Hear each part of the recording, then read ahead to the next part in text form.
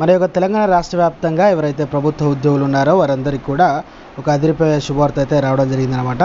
దానికి సంబంధించినటువంటి పూర్తి ఇన్ఫర్మేషన్ వీడియోలో వెళ్ళి తెలుసుకుందామండి.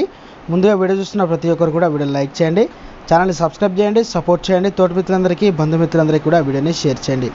వివరాలు కనుక వచ్చినట్లయితే, పదోన్నతుల కమిటీ ప్రతిపాదనలు పంపించని పశు సంవర్ధక శాఖ రాష్ట్రంలో అధికారులు పదోన్నతులకు ఏర్పాటు చేసిన శాఖపరమైన పదోన్నతుల కమిటీ డిపిసికి అన్ని శాఖల నుంచి ప్రతిపాదనలు అందగా పశుసంవర్ధక శాఖ నుంచి ఎలాంటి ప్రతిపాదనలు రాలేదు.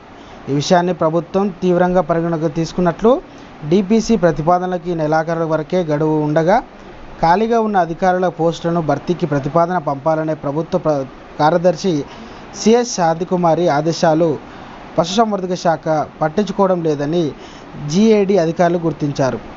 ఆ శాఖల్లో కీలకమైన డైరెక్టర్, జాయింట్ డైరెక్టర్ తదితర పోస్టులు ఖాళీగా ఉన్నందున వాటిని డిపిసి ద్వారా భర్తీ చేయాలని సిఎస్ ఆదేశాల మేరకు సాధారణ పరిపాలనా అధికారులకు పశు సంవర్ధక శాఖ లేఖ అయితే రావడం జరిగిందన్నమాట.